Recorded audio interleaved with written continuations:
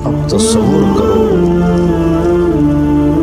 کہ اوپر سورج، پانی بند تھا، خبیثوں نے پانی بند کر دیا، بچوں کے رونے کی آوازیں آ رہی ہیں پیاس کی وجہ سے، اور ان کے دل نرم نہیں ہو رہے۔ پھر آپ نے حضرت عباس بن علی کے ساتھ ایک دستہ بھیجا، جنہوں نے لڑ بھڑ کے کوئی 30 کے 32 مشکیزیں پانی کے بھر کے لے کر آئے، لیکن وہ کتنی دیر چلنا تھا،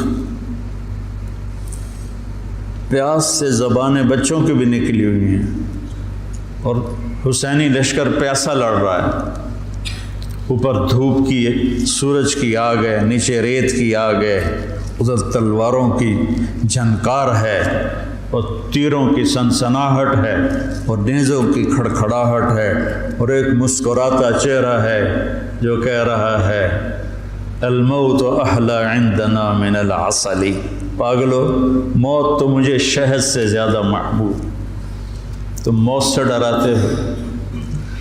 تو یہ لڑائی کیا لڑائی تھی، 72 آدمی 5000 سے کیسے لڑ سکتے تھے، جان ہی دینی تھی۔ تو انہوں نے پہلے ان کے گھوڑوں کو بیکار کر دیا، گھوڑوں کو، شمر نے کہا ان کے گھوڑوں کو مارو، پہلے گھوڑوں کو مارا تو سارے پیدل ہو گئے، پیدل ہو گئے تو پھر گردنیں کٹنے لگی۔ حر بن یزید نے جب دیکھا کہ یہ تو واقعی لڑنے لگے ہیں، تو اس نے عمر بن سعد سے پوچھا تم واقعی لڑو گے؟ کہنے لگا ہاں۔ کہنے لگا اچھا میں گھوڑے کو پانی پلا کے آتا ہوں جنگ شروع ہونے سے پہلے، اور گھوڑے کی لگام اٹھائی پانی پلانے کے بہانے، اور آ کر حضرت حسین کے قدموں میں گر گیا کہ مجھے نہیں پتا تھا یہ بدبخت آپ کی جان لے لیں گے، میں معافی چاہتا ہوں، میں اپنی جان کا نذرانہ آپ کے قدموں میں پیش کروں گا۔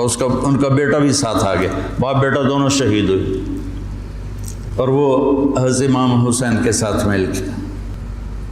تو ایک ایک کر کے جب سارے شہید ہو گئے تو پیچھے اہل بیت رہ گئے۔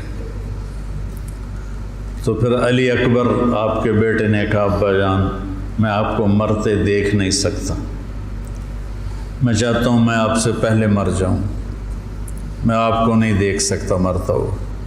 تو انہوں نے اجازت دی، تو شیر کی طرح انہوں نے حملہ کیا، چاروں طرف نرغے میں آئے اور ذبح ہو گئے۔ تو پھر ان کے بیٹے ابو بکر بن حسین وہ شہید ہوئے۔ پھر قاسم بن حسن حسینی قافلے میں سب سے خوبصورت جوان تھے، پھر وہ آگے بڑھے، حضرت حسن کے 4 بیٹے شہید ہوئے۔ تو جب ان پر تلوار پڑی تو انہوں نے کہا یا عمّا، آئے چچا۔ تو حسین رضی اللہ تعالیٰ عنہ زخمی تنہم داغ داغ شد، سارا بدن خون و خون تھا۔ آپ نے آگے بڑھ کے قاتل پر وار کیا، اس کا ایک ہاتھ کاٹ دیا۔ پھر ان کے سرانے کھڑے ہو کر ایک عجب بات کہی کہ میرے بھتیجے آج تیرا چچا بڑا بے بس،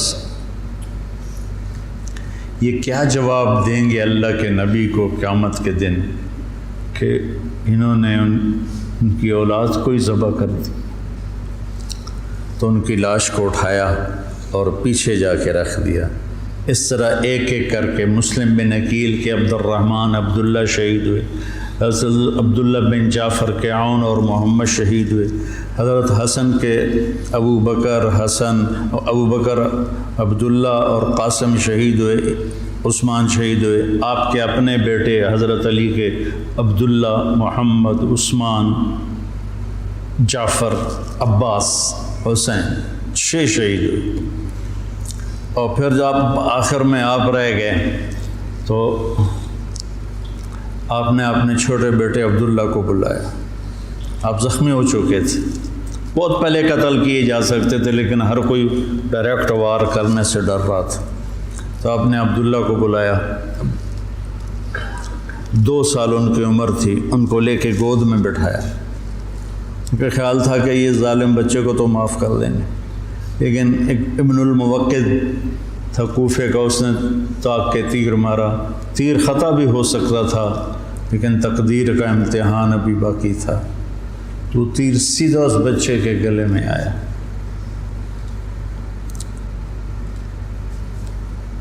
ہم یہ تاریخ بھلا دیں۔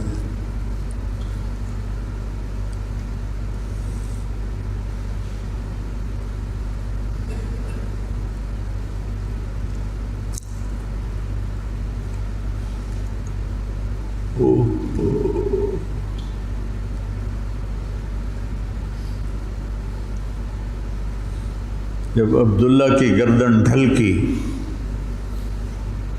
اس وقت حضرت حسین اپنے بیٹے کا خون جو ابل رہا تھا وہ ایسے ہاتھوں میں لے لی اور یوں آسمان کی طرف اٹھا۔ کیا حال ہوا ہوگا اس وقت زمین آسمان کی مخلوق، آسمان کے فرشتوں کا۔ اے اللہ،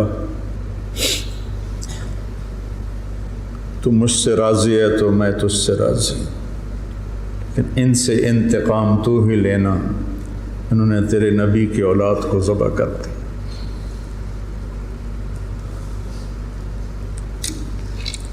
بیٹا میں مرغا ذبح ہوتا ہوا نہیں دیکھ سکتا، وہ جانوروں کی قربانی پہ جانور کے اوپر کھڑا ہونا ہوتا ہے۔ میں ایک دو قربانیاں دیکھیں، پھر مجھے ہمت نہیں ہوئی، میں پیچھے جا کے بیٹھ گیا۔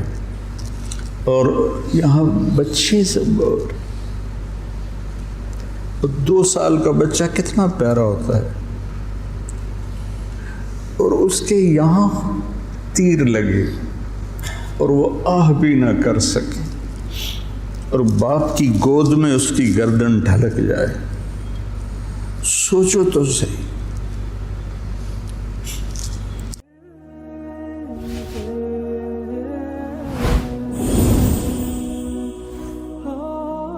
کیا ایسے معصوم بچے جن کے پاس مواقع نہیں ہیں کہ وہ تعلیم حاصل کر سکیں اور معاشرے کا، ملک کا اور قوم کا باعزت فرد بن سکیں، کیا ہمیں ان بچوں کو موقع نہیں دینا چاہیے کہ وہ آگے بڑھیں اور معاشرے کے اندر اپنا مثبت کردار ادا کریں؟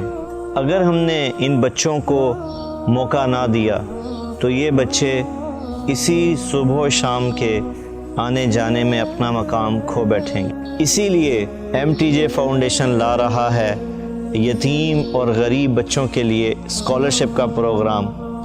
اب ہمارا بچہ پڑھے گا، آگے بڑھے گا اور انشاءاللہ سارے جہان کو منور کرے گا۔